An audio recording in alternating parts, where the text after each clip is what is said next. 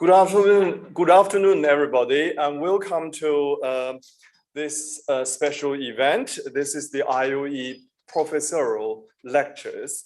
Welcome both online and in person. We have live streaming right now. This is an inaugural lecture by Jeff Bessemer entitled "Teamwork in Healthcare: a close-up view of the front line." I'm Professor Li Wei. I'm the Dean and Director of IOE, UCL's Faculty of Education and Society. I'm really pleased to be able to introduce the speakers today and to chair the event. First of all, I need to just cover a couple of housekeeping matters. If you'd like to tweet about the event, you'll find the Wi-Fi login. I'm not quite sure where they are, but apparently they are supposed to be around this room. And the Twitter hashtag for the event is #IOE lectures. For those in the room, we're not expecting a fire drill. So if the alarm sounds, please take the doors out, I think, that way. If you're unable to use the steps, please use the external lift to descend. I think there is a lift out there to the main terrace level. Just trying to look where these things are. So to introduce the lecture, Jeff Bessemer is Professor of Communication at the IOE, as well as serving as head of our Department of Culture, Communication, and Media, and Vice Dean for our health-related work. He studied intercultural communication, obtained his MA in 1999, and educational linguistics, PhD 2003 from Tilburg University, the Netherlands, before joining the IOE in 2004. Aside from 2 years based in the Imperial College London from 2009 to 2011, IOE has been his academic base. With the late Gunter Kress, Carrie Jewett, and others, Jeff has played a pivotal role in developing IOE's work in multimodalities and multimodal communication. He was promoted to professor in 2018. Jeff has also expanded our work in relating to health settings, which spans supporting medical practitioners as educators, as well as work that touches on healthcare and clinical practice. As we will hear more from Jeff, Jeff's research focuses on the semiotics of healthcare, how meaning is created and communicated in these settings, and includes studies with, among others, paramedics and in operating theaters and intensive care units. These studies involve observing practice, interactions, team working in very close detail, all with the overarching aim of developing understanding and tools to support frontline staff and by extension, the quality of healthcare. So Jeff, I'm really looking forward, as we all are, to hearing your drawing together this work. Please, can I invite you to present your lecture? Thank you.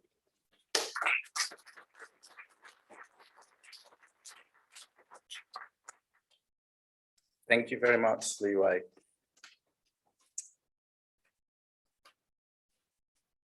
I am delighted to talk to you tonight about teamwork in hospitals.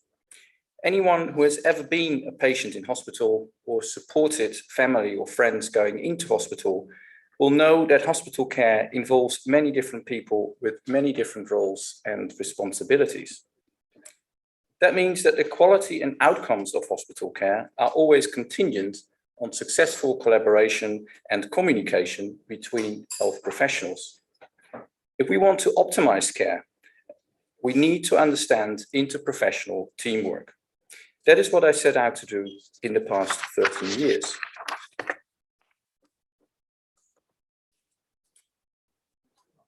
What I am particularly interested in is the everyday work of teams, especially when they are in the process of treating a patient in an operating theatre, for example, or in the intensive care unit.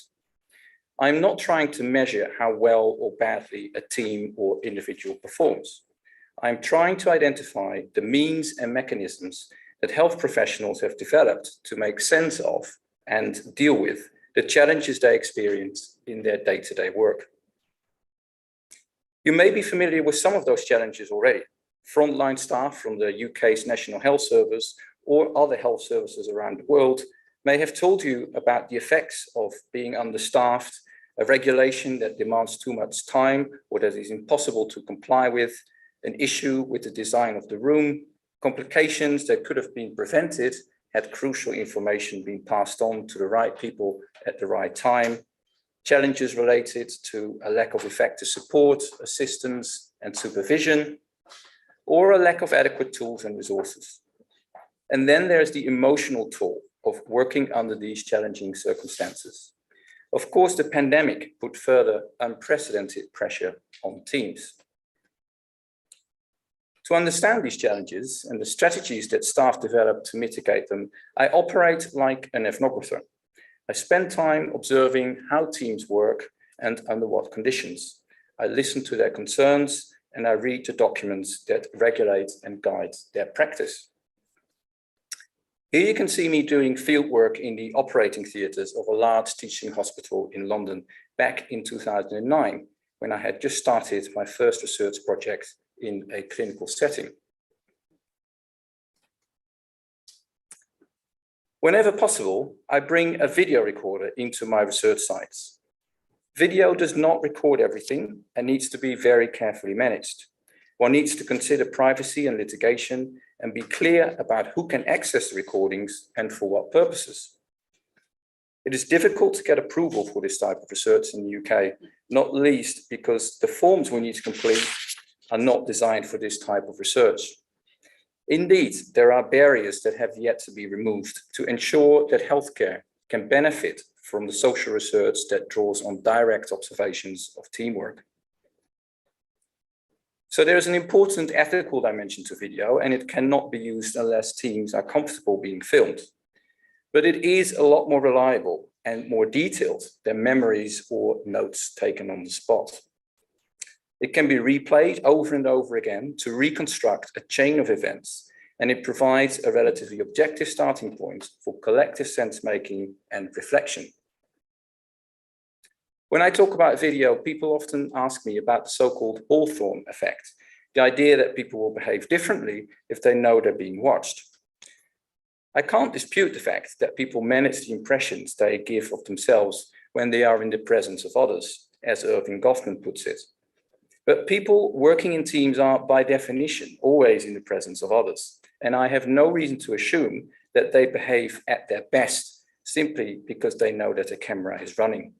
For starters, that assumes that they, or we, already know and agree on what best practice actually is, and that they can choose to perform well or not so well whenever they want to. If only it was that easy. The clip that's playing now shows how I analyze video recordings in detail, using annotation software that's also commonly used by coaches of athletes, for example. I type out what each of the team members are saying and describe what they orient to and what they do. Through this close engagement with the video, what may at first seem like a messy chaos turns out to be organized around certain unspoken principles and practices, which can be made explicit and fed back to teams. Today, I want to explore the question I put on this slide. How do teams accomplish practical tasks together? The practical tasks refer to the technical embodied dimension of the work of teams. We're looking at people that engage with the material world around them, looking at and touching things, manipulating things, using tools and technologies. The accomplished together highlights the social dimension of teamwork, the concerted effort that they make operating as an ensemble. The question leads me to discuss two conditions for successful teamwork: the organization of assistance and the calibration of understanding. You will already be familiar with some version of these practices, as they can be observed in all kinds of social domains. Passing salt at the breakfast table, for example, is an example of the organization of assistance. And a parent and child working to achieve shared understanding of a picture in front of them is an example of calibrating understanding. Here's how assistance plays out in the operating theatre. We're joining a bowel operation led by a consultant surgeon and 2 trainees. I use the term trainee here as it is common in the UK to do so, but it's not actually a very helpful term because it obfuscates their long experience. Whenever I refer to surgical trainees tonight, I am referring to very experienced surgeons who are in the final stage of a very long educational trajectory. You can see in this clip that a consultant is stitching. The trainee in the bottom right corner holds a big retractor. At the end of the clip, the trainee on the left cuts the tie that the surgeon is holding in his hands. There we go. What you may not have noticed straight away is that shortly before this moment, the trainee receives a pair of scissors from the scrub nurse. The video is looped so you can have another chance to see it before I move on to the next slide. And there are the scissors. And there's the cut again. So here we've got 2 assistants at work who act to resolve troubles or difficulties in the progressive realization of a practical course of action, as Cobin Kendrick and Paul Drew put it. We might simply call these courses of action projects. The trainee enables the surgeon to complete the stitching, and the scrub nurse enables the trainee to assist the surgeon by providing the tools he needs to cut the tie. The crucial point here is that the cutting of the tie is achieved without recourse to talk. Irving Goffman, the American anthropologist and sociologist I just mentioned in relation to how people respond to being watched, helps us explain this phenomenon. He observed that the line of our visual regard, the intensity of our involvement, and the shape of our initial actions allow others to glean our immediate intent and purpose. And here comes the key part, and all this, whether or not we are engaged in talk with them at the same time. Indeed, we have seen that the surgical trainee watches the consultant closely and apparently gleans from the actions he is performing with his body where he is at, what he will do next, and what he will need from the trainee to pursue this project. This is where professional socialization comes in. Through experience, the trainee has come to see projects like this in terms of how he can facilitate them. The other project, the passing of the scissors, does involve talk, but it's minimal. Halfway through the clip, the surgical trainee turns to the scrub nurse and says, "Scissors, please."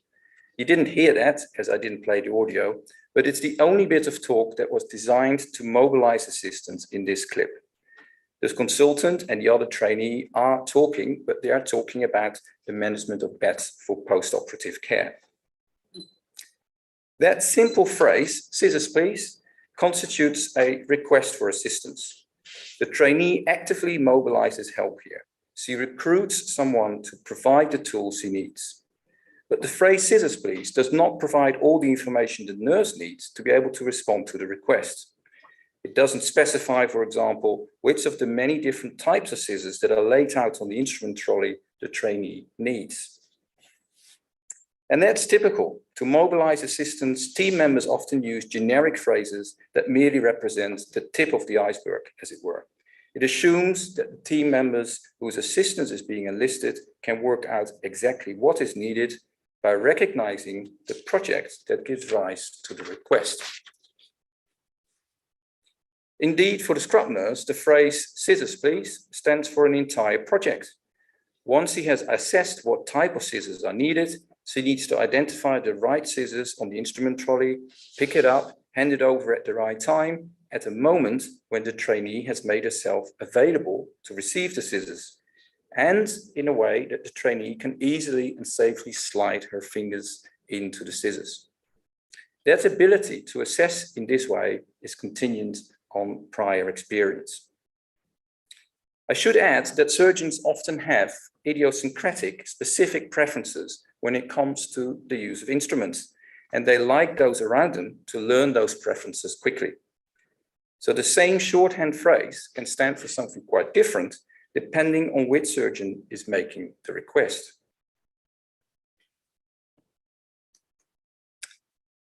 Before I continue with more examples, I'd like to enter into a small interlude about social semiotics, a discipline I draw on a lot in my work. Social semiotics is the study of sign making. Umberto Eco, an Italian semiotician and novelist, defines a sign as everything that, on the grounds of a social convention, can be taken as something standing for something else. In the terms of the French linguist Ferdinand de Saussure, the something is a signifier and the something else a signified. This slide represents the first two examples in these terms. To the surgical trainee, the stitching stands for something like surgeon needs to tie cut soon. To the scrub nurse, scissors please stands here for something like trainee needs stitch scissors. In the first case, it's a bodily action that functions as a signifier. In the second case, it's a vocalization. In both cases, the making of the sign, the act of attaching meaning to forms that were produced and recognized in the immediate environment, prompted the assistant to act. The point here is that by convention in the operating theatre, certain kinds of bodily work, bodily conduct, and spoken utterances can come to stand for specific needs, prompting assistants to provide specific kinds of assistance. Typically, there is a sense among teams that the more projects can be achieved without spoken utterances, the better. Scrub nurses take pride in knowing what the surgeons need before they're being asked about it. Surgeons sometimes complain if they need to ask. Sometimes nurses keep so-called preference cards of surgeons detailing what instruments they like to work with for which procedure. But the team's ability to organize assistance without resorting to speech depends in part on the amount of time they have worked together before. In the contemporary world, teams often haven't had a chance to work together for a very long time and may not yet have established conventions around assistance to draw on. Staff mobility is high and rotas don't always accommodate stability. Some teams, such as resuscitation teams, operate more on an ad hoc basis, and staff may find themselves working with colleagues that they don't know well or not at all. In all these kinds of circumstances, talk will be required to make expectations explicit.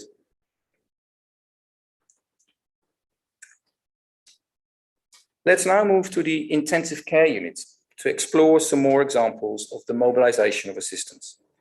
In these examples, a team has come together to deal with a patient experiencing a problem with the heart, and the patient's condition is rapidly deteriorating.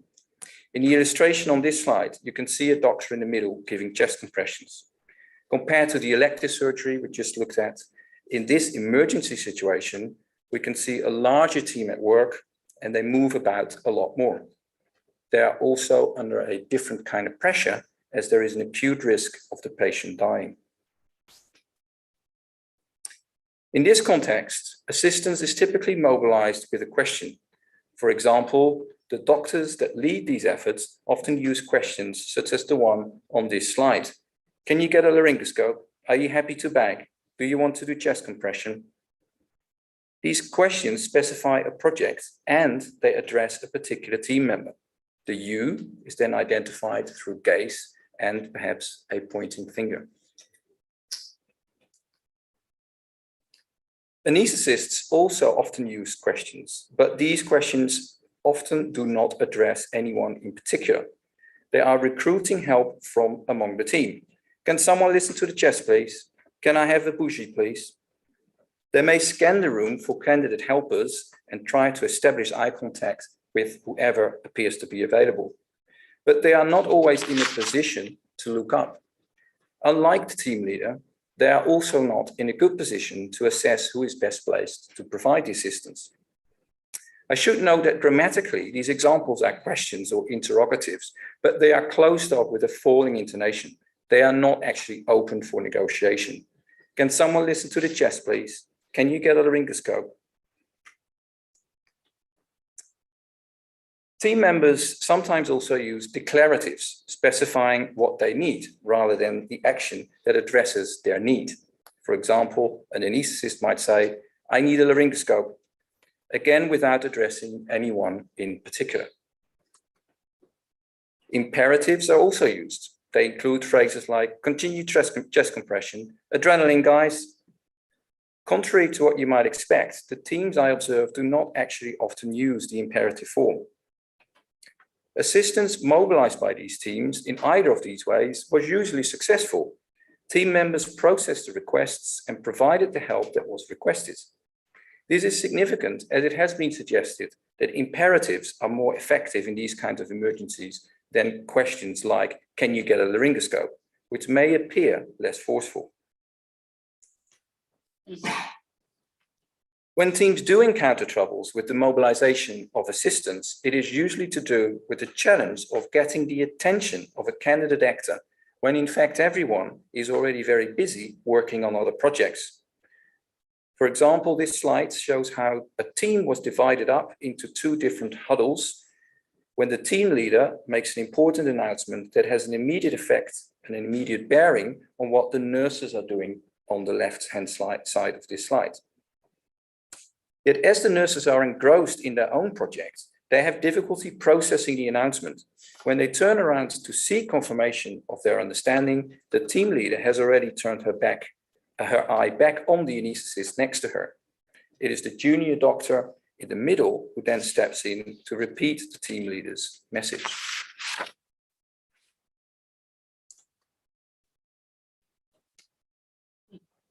I now turn to that other condition for effective teamwork, the calibration of understanding. Here I take inspiration from the work of Charles Goodwin, an American linguistic anthropologist. He asks, how are embodied knowledge, skill, and professional vision calibrated through systematic practice to create the competent actors that sustain a community's distinctive ways of knowing, experiencing, and acting?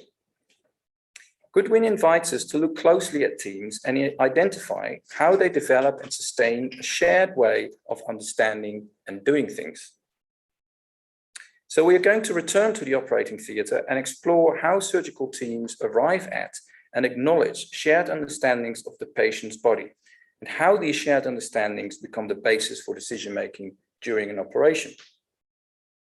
What you will see is that calibration serves at least two different functions: a pedagogic function to facilitate learning among the team, and a clinical safety function to check understandings before acting on it. But before we do so, I should say a few words about laparoscopic surgery, which is where I got the examples from. In traditional open surgery, surgeons look down, head to head, onto the patient. They are somewhat in competition to obtain a clear view of their operative field. In laparoscopic surgery, surgeons stare at screens that project the view of a camera that one of them controls. So they have the exact same view, and there's no way to hide anything from any of the other team members. It renders their work entirely public to whoever happens to be in the room. This laparoscopic approach alters the surgeon's practices of seeing. Everything they see is mediated by the camera and screen. They cannot make sense of the patient body through direct touch. They can only get a feel of the structures they operate on through the long, thin instruments that enter the patient's body through small incisions. I'll now present three examples from laparoscopic gallbladder operations, which is a very common procedure. In the example on this slide, there's a consultant surgeon on the right who is operating with a surgical trainee standing on the left. The trainee controls the camera and holds a retractor to lift the liver up. He is effectively assisting the consultant. They are looking at the gallbladder, and the consultant has stripped away some fatty tissue to expose underlying structures. Then the consultant initiates a calibration exercise. That's the duct, isn't it? It's in continuity, there's nothing medially. I don't see what else it can be, is it? Cystic duct, isn't it? Go in. This example illustrates a number of things about the calibration of understanding. Firstly, there's the issue of indexicality. The consultant uses a distal demonstrative pronoun, that, to refer to the structure he is pointing at with his instrument. Surgeons make these pointing gestures all the time. They draw attention to specific areas of interest, which are then subjected to calibration. But note that not everyone in the room is in a position to point. In the present example, only the consultant can. The trainee needs to hold the camera and he can't let go of the liver retractor. If the trainee wants to comment on what he sees, he can at best try to identify areas of interest by describing them. The consultant might then reply by pointing at the place he thinks the trainee is referring to, saying something like, "You mean here?" These kinds of exchanges are very common and essential groundwork. Before the team can begin to talk about any understanding, they need to establish what it is they're talking about. Perhaps unsurprisingly, surgeons use many technical terms when they calibrate their understanding. These terms, such as cystic duct, stand for categories through which surgeons see the human body. They already share understanding of what these categories stand for in abstracto. They have all seen diagrams, 3D models, and many real examples of these categories before. But each real instance of these categories is different. And every time they encounter another instance of it, they need to establish whether it really is an instance of this or that category. And that is what is happening here. The surgeon points at the structure in the body in front of them, prompting a cognitive mapping exercise. People in the room are invited to hold this real concrete structure next to their mental image of the cystic duct, an image they developed through prior calibrations with other surgeons and studying textbooks. Every surgeon brings their own mental catalog to these operations, and through each new operation, they expand and refine it. Now, here's what makes these calibration exercises in surgery so intriguing. The ease with which team members recognize these categories does not just depend on the prior experience of the surgeons. Some categories are relatively easy to notice. Anyone who's had some basic lessons in anatomy will recognize the liver in the body and the gallbladder underneath it when they push the liver up. Other structures are notoriously difficult to identify, such as the cystic duct. It is usually buried underneath tissue that those surgeons need to carefully peel off to render it visible. Before any of that tissue has been taken away, it hardly looks like a distinct structure at all. Once it does become visible, it can still be mistaken for something else, namely the common bile duct. Getting the identification of these structures right matters, as it is the cystic duct that needs to be divided before the gallbladder can be removed, and not the common bile duct. Getting it wrong can result in serious complications, which is why in these operations, the calibration is generally focused on precisely that category. In the first line, and again in the penultimate line, the consultant explicates his current understanding of the structure he's pointing at. He thinks it is the cystic duct.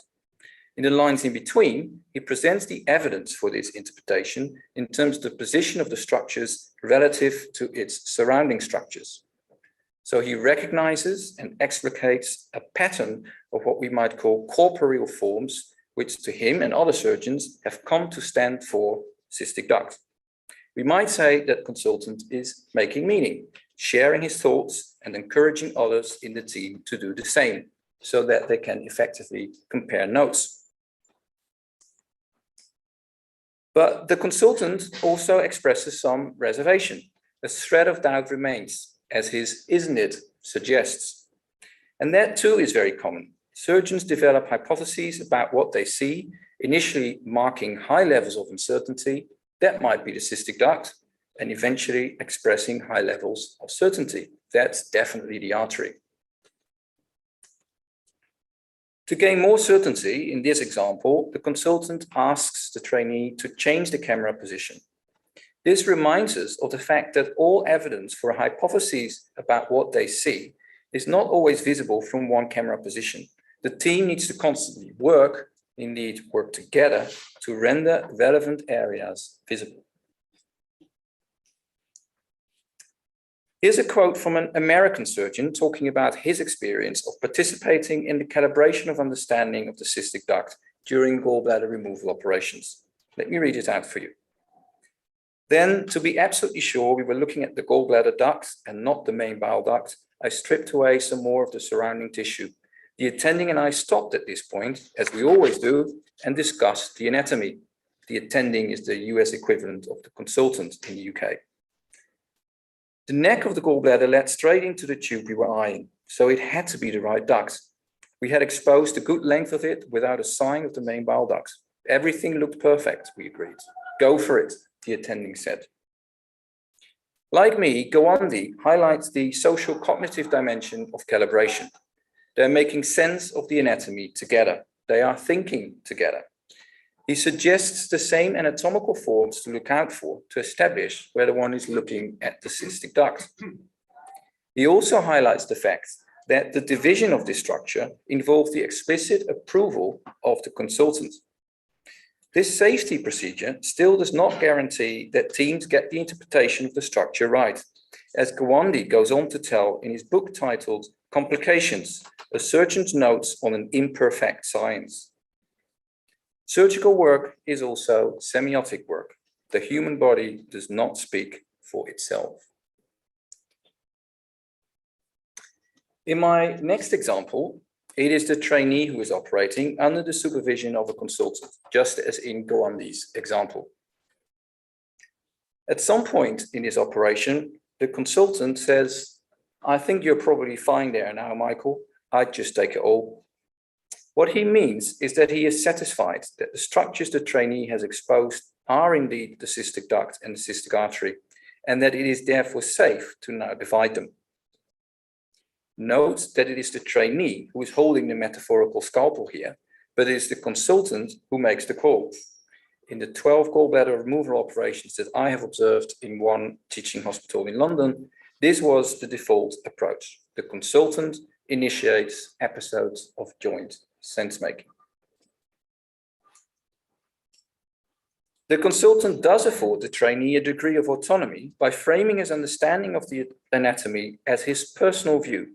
He says, "I think," and he makes a proposal, "I would," rather than giving a strong directive. But the trainee appears to simply take it as a directive. He responds by asking, "Clip him?" So he translates the consultant's proposal. "Take it all" becomes "clip him."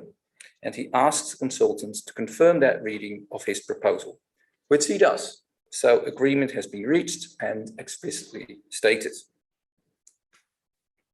In what follows, the consultant justifies his proposal by drawing attention to the evidence in the anatomy. He says, "Because you can see if you push up on the gallbladder with your hook, just push up on the gallbladder, go through there, and you can see you've got a nice big window there." So he talks about a nice big window, which describes the larger structure that includes the cystic duct and also the cystic artery. It is vernacular for Callow's triangle and stands for another key category in the surgical discourse associated with this procedure. The consultant is following the operation from the corner of the room, so he can't actually manipulate the gallbladder himself. Hence the instructions like push up on the gallbladder. They remind us of the fact that as well as adjusting camera position, the object of interest itself needs to be flipped around and manipulated in other ways to render specific features of it visible. Features that are taken as evidence of hypotheses about what it is.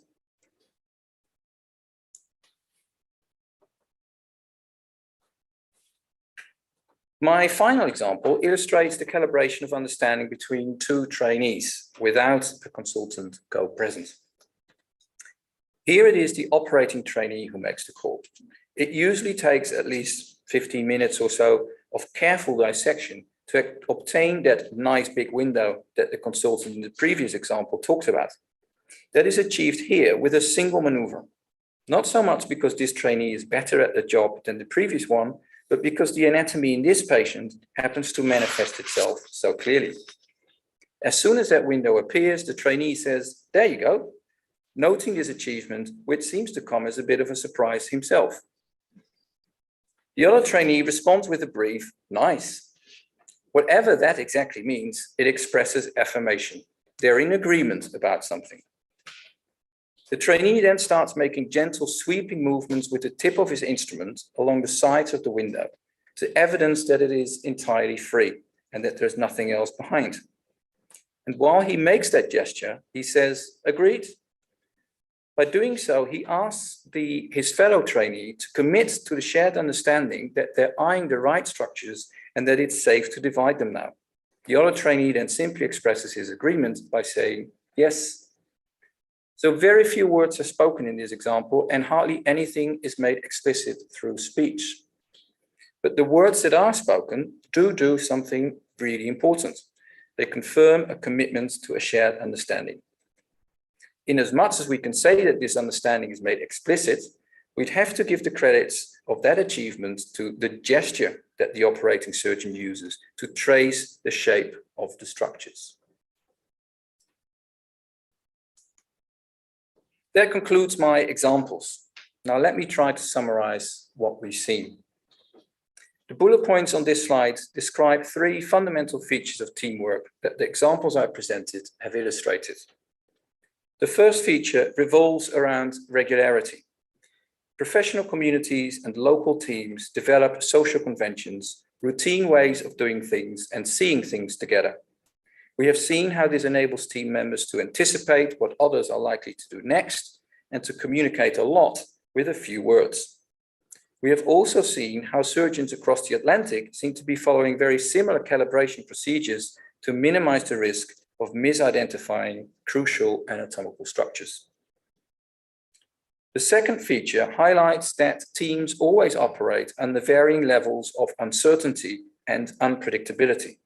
Exactly how a procedure unfolds is contingent on many different variables: the patient body, the composition and prior experience of the team, their history of collaboration, the availability and quality of tools and technologies, and so on. At some general level, teams go through similar steps and follow similar principles. Still, every procedure is made up of a unique sequence of actions. It is always emergent. And so no clinical procedure is ever exactly the same.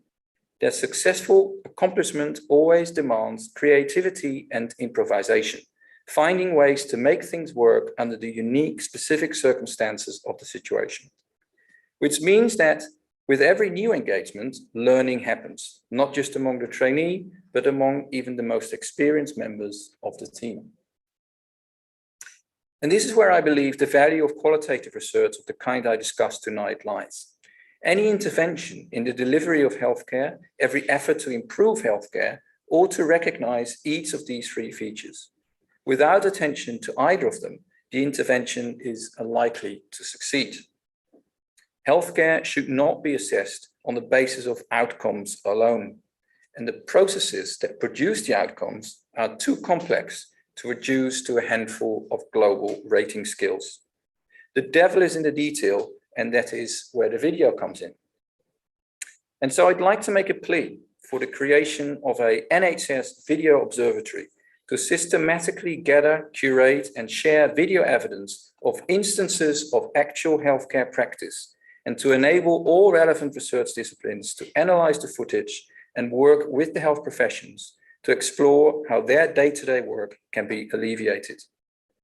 In the US and other parts of the world, video and other data is already being systematically collected from the operating room, for example, for research purposes. In some health services in the UK, video is also collected, but it's not available for research. For example, paramedics have been given body-worn cameras in the hope that being video recorded will stop members of the public from being aggressive or even violent towards them, which unfortunately happens regularly. At the moment, this video footage of actual incidents is being used to help prosecute the perpetrator, but not to gain better insight in, for example, conflict management.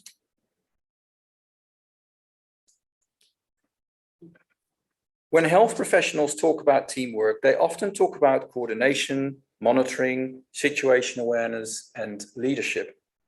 What I hope to have shown is that this common language of teamwork is compatible with and can indeed be enriched with a different language, a language derived from social sciences with a long tradition of studying and theorizing meaning making and social interaction.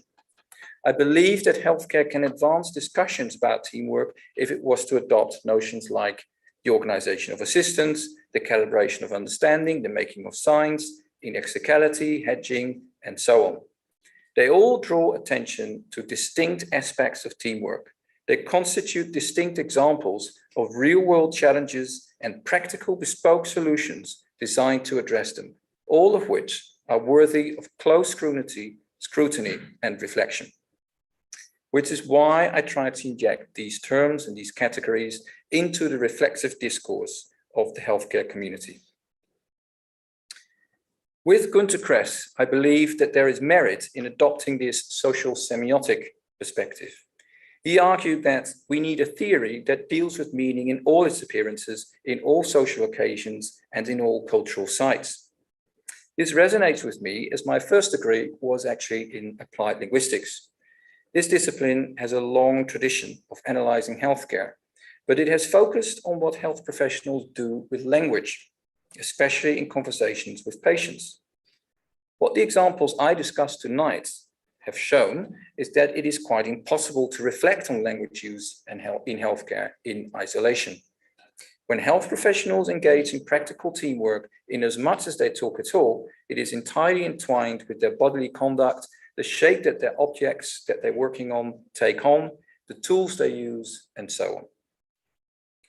Günter's preferred way of talking about this interconnection between language, body, and material environment was multi-modality. And we have written about this idea together, as have many of my colleagues. He argued that people use different modes of communication, such as speech and gesture, together in conjunction. He would point out that each mode contributes differently to meaning making. The pointing gesture is one thing, spoken utterance to something else, something quite complementary. We have seen examples of this tonight. Remember the surgeons pointing at structures while talking about them. But multimodality does not tell the whole story of meaning making in healthcare. Health professionals invest material forms of all kinds with meaning. Not only do they read the pointing gesture, which was evidently made for communicative purposes, they also read the act of stitching as a sign of what comes next. And they make sense of and communicate about shapes and forms inside the patient body. It is my ambition to advance social semiotics by accounting for these somewhat different semiotic phenomena, which are not easily described in terms of multimodality, which makes the relation between social semiotics and healthcare one of mutual benefit. Each can be advanced by bringing them together. And that has brought me to the man I dedicate this lecture to, Günter Kress. Günter took me under his wing when I joined the Institute of Education nearly 20 years ago. I was then a young postdoc coming from the Netherlands on a scholarship from the Dutch Research Council, the NWO. Günter was my mentor and became a close friend. He has profoundly shaped my own professional vision by being the extraordinary observer of human meaning making and social interaction that he was. He was great at asking the right questions, bringing to the fore social relations that were somehow obscured or taken for granted, questions that we not have thought of ourselves.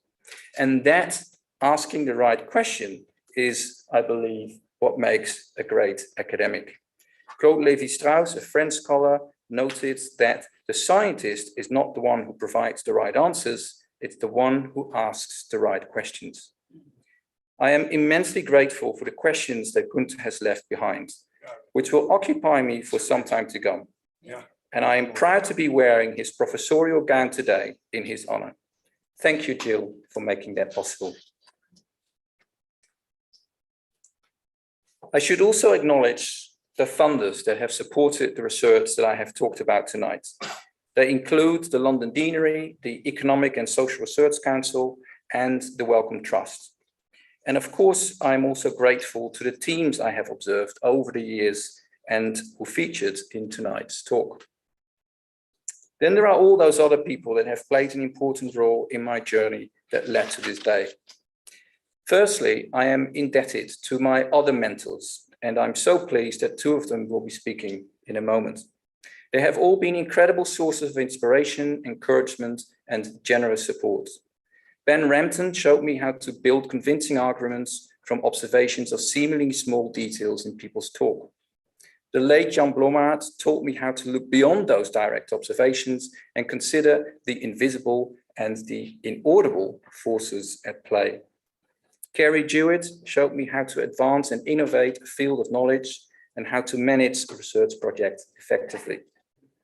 Roger Kneebone introduced me to the world of healthcare and taught me to explore parallels between different professional domains and turn something that is quite complex in terms of research findings into a story that makes sense to a whole audience. And I hope to have achieved some of that tonight. Secondly, I'd like to thank all the many other colleagues I have exchanged ideas with in the past 2 decades. When I first joined the IOE in 2004, I was lucky to be part of a lively group in the Department of Culture, Communication and Media that had started to explore multimodality in education. And I have warm memories of our collective efforts to lay the foundations of this new field. Some years later at Imperial College London, I joined an exciting multidisciplinary team of social scientists, clinicians, and technicians that looked at surgical education and surgical simulation. When I moved back to the Institute of Education, I joined the Knowledge Lab, which gave me a chance to engage in discussions about media and technology. Since the Institute of Education merged with UCL, I have benefited greatly from cross-faculty conversations about health. Throughout my time in London, I have enjoyed also great conversations with academics from different parts of King's College London, mostly around language, discourse, and interaction. I was an active member of the UK Linguistic Ethnography Forum, and for many years, I co-organized the Ethnography, Language and Communication Summer School. I was also lucky enough to be part of several European research networks through which I have greatly enhanced my understanding of learning and social interaction. And I learned a great deal from working with my doctoral students and postdocs. Thirdly, I want to thank my family, who created a safe environment for me to grow up in and gave me the freedom to discover the world. Lastly, I am immensely grateful to my dear husband, Jamie, for all his care and affection and his passionate advocacy of my work. I have spoken.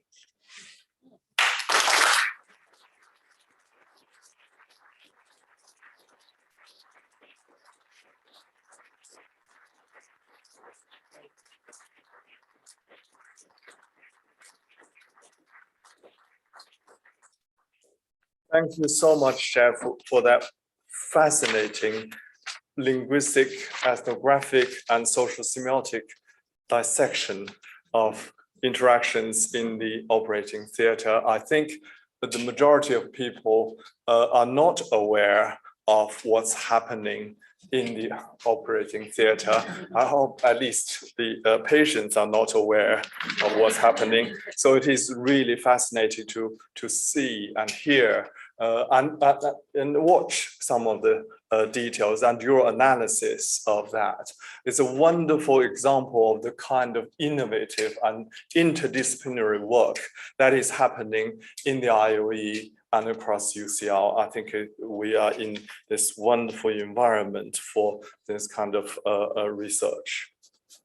As is customary to our professorial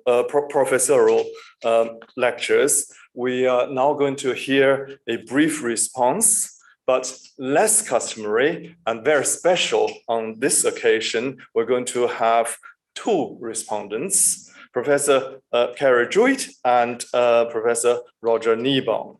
Kerry is a social scientist with a fine art background. She is Professor of Learning and Technology at IOE and Fellow of the Academy of Social Sciences. Her research covers multimodal interaction, including most recently digital touch. and is highly innovative in terms of her methodological approach. As we noted earlier, with Gunter Kress and Jeff, Carrie established IOE as a leading center for research on multimodal communication. She previously served as head of IOE's Department of Culture, Communication, and Media, which Jeff is heading now, and directed two of our research centers, the Center for Multimodal Research between 2007 and 2012, and previously known as the London Knowledge Lab, and now UCL Knowledge Lab between 2016 and 2018. Both are globally renowned and contribute hugely to the IOE brand. Carrie is also founding editor of the journals Visual Communication and Multi-Modality and Society, and is chair of UCL's collaborative social science domain, which works to foster multi- and interdisciplinary research between UCL's faculties. Roger's background, by contrast, is in medicine, and he is currently Professor of Surgical Education and Engagement Science at Imperial College London. Having trained as a surgeon, he later moved into general practice. His involvement with surgical training led him to Imperial, where he has continued to pioneer highly interdisciplinary programs for medical education.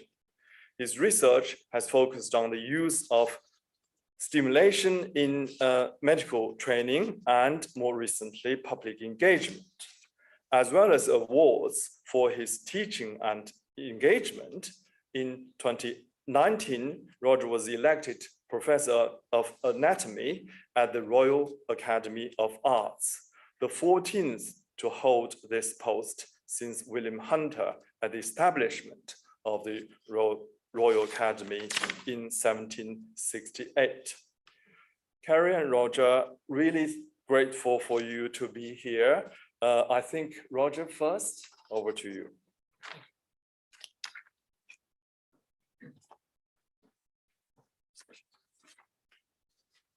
Well, thank you for inviting me to respond to Jeff's inaugural lecture. When I first met Jeff in 2009, I'd been an academic at Imperial College London for nearly a decade. Before that, I'd trained as a general and trauma surgeon, and then I changed direction and spent almost 20 years as a GP, a general practitioner in the southwest of England, where I became increasingly interested in teaching and learning. At Imperial, I established a master's program in education, in surgical education, introducing surgeons to ideas from the world of education. But I'd never heard of social semiotics or ethnomethodology. Gunter Kress changed all that. In 2006, I began thinking about mapping the operating theatre as a site of learning and teaching. I'd spent years as a surgical insider, learning the craft of operating through a long apprenticeship. I'd worked within surgical teams as a trainee, and eventually I'd come to lead them myself. But all that time, I'd been focused on my own role. I hadn't thought about surgery as the complex educational ecosystem which Jeff has just described. A colleague at Imperial suggested that I get in touch with Gunter Kress at the Institute of Education. I'd never heard of Gunter, but I rang him up out of the blue. To my astonishment, he agreed to see me a couple of days later, and although he'd never worked in the medical field, we hit it off at once, and we began to collaborate. By 2009, we'd managed to find some funding. Gunter said, "We need an ethnographer," and I know the very person, and of course that was Jeff. Jeff had never been in an operating theatre then, but he quickly found it fascinating and agreed to join us at Imperial as a researcher, and the rest is history. Jeff's combination of detailed observation and wide thinking proved a perfect recipe. To me, this was an eye-opener. As we've seen, Jeff set out to give names to what had gone unnoticed and to bring the hidden into view.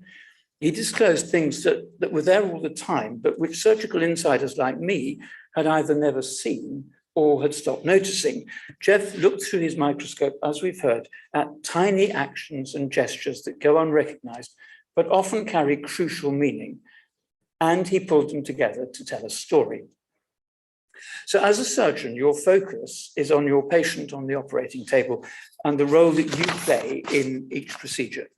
Identifying nuances of communication isn't top of your list. Assisting in the operating theatre is a good example. We've heard a lot about assisting, but assisting when you're doing it is not glamorous work. As a trainee surgeon, I'd spent far more time than I wanted in long, difficult operations, open operations, hanging onto one end of a retractor whose other end I couldn't see, with my muscles screaming out to change position, but not being able to move. But to Jeff, analysing the role of the assistant was an opportunity to make new discoveries about how people communicate, as we've been hearing over the last hour or so. And again, he would take a tiny, often apparently insignificant moment in a video recording and immerse himself in it. He'd watch and rewatch until it revealed hidden layers of meaning. When he did that with assisting, he uncovered complexities that insiders seldom notice, and I most certainly hadn't. What he disclosed was what was going on under the surface, those subtle, complex forms of communication that participants themselves were usually unaware of and certainly had no words to describe.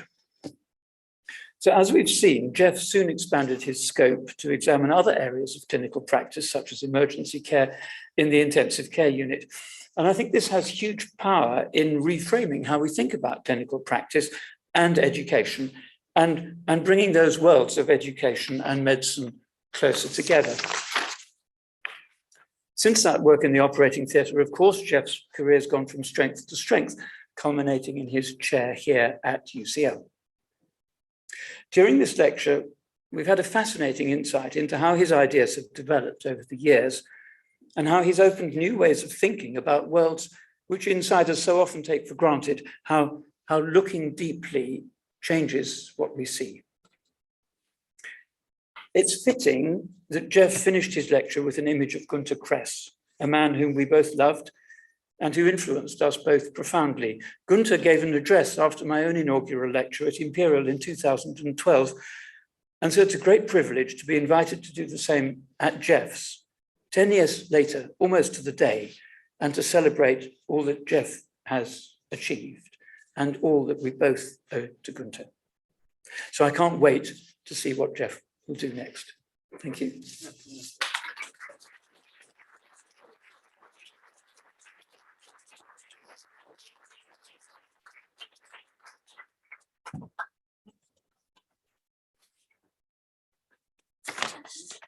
Hello, I'm going to switch track a little bit and talk about Jeff, the researcher and colleague that we know. So it's a real pleasure to be here, and it's a pleasure just to be a friend of Jeff and a colleague of Jeff. So Jeff, as we've heard, joined in 2004 as a postdoc funded by the Netherlands Scientific Organization. And he came to work with the data from the multimodal production of school English, which is a project led by Günter, funded by the Economic and Social Science Research Council. And I was the researcher on that project. And he had a choice of coming to the IOE or going to Southampton University. And I am so pleased that you chose IOE. And I think you're very pleased that you chose IOE as well. So from the get-go, Jeff's calm, kind, intelligent, precise and rigorous disposition as a researcher, which I think we've all seen tonight evidence of, was apparent in his approach to the people and the experiences that the data captured. And I think it's that ethics of Jeff that's really valuable in the way that when he's looking at this data, he's seeing people and he's seeing interactions in a strongly social sense and not in a judgmental way, as you set out in your talk.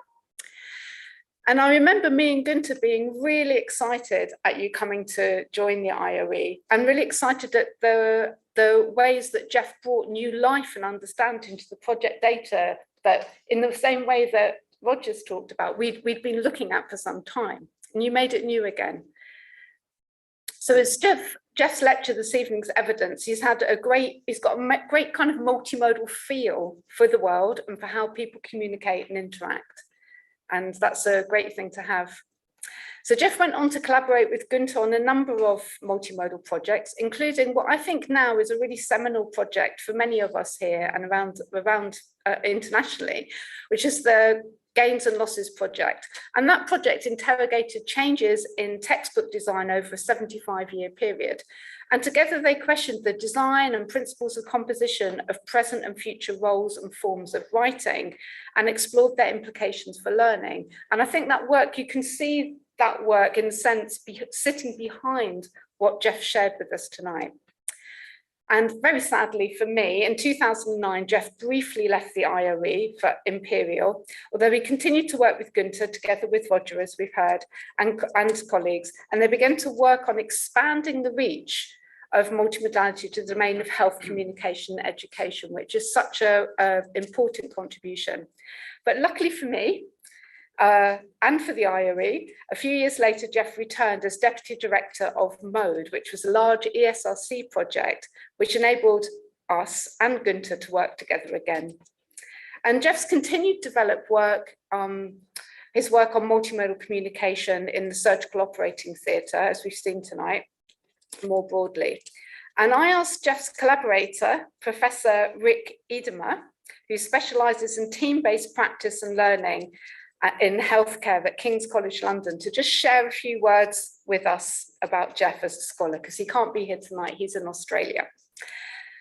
He said, "The words that spring to mind about Jeff and his work are that he has ventured more deeply than anyone else I know into the intimate details of medical relationships and surgical practices, which given their protected nature is an achievement in itself. And that must be due to his gentle, collaborative, and probing and open-minded approach to academic scholarship." So Jeff remains a key to the IOE's leading reputation in multimodal research and a leading scholar in his field, as well as expanding out the IOE's work in health education. And over the past 5 years or so, Jeff's also taken on the challenge of leadership roles at the IOE, which I think is great for many of us in the room. And I asked our colleague, Professor Sue Rogers, interim director of the IOE prior to Li Wei's appointment, to share a few thoughts about Jeff as a leader, in part because every single time I speak to her, she sings your praises so much. So I wanted to give her a voice tonight. She said, "Jeff's a leader of enormous talent and ability, widely respected for his quiet leadership." There's a bit of a theme coming out here, isn't there? Yeah. As acting director of UCL Knowledge Lab, head of the Department of Culture, Communication and Media, and me and Sue have both been heads of that department, so we always want it to be in good hands. And more recently, in his role as the faculty of Vice Dean for Health. So over the years, it's been fantastic, Sue says, to watch Jeff grow into these roles. His calm and measured approach to solving problems, which I think we've all probably experienced at one point or another, always fair, preparing well, and weighing up the evidence carefully in his decision-making. She says, "I value hugely his sharp intellect, compassion, and insight into tricky situations." So, as I said, Jeff's my head of department, so I can only agree with everything that Sue said. But Jeff, thank you for your scholarship, for your leadership, for your company, especially in hard times, and for your friendship. And I'm just so pleased for all of us that you chose the IOE. So please join me, everyone that's here, in congratulating Jeff on his successful journey from postdoc to IOE Vice Dean Health. And really congratulations to all of the people here who've supported Jeff throughout, notably his wonderful husband, Jamie, and Jeff's family, who I'm really pleased are here today to celebrate this momentous occasion. But as well, our much missed and loved mentor, Professor Günther Kress. And as Günther would often say, "You done good."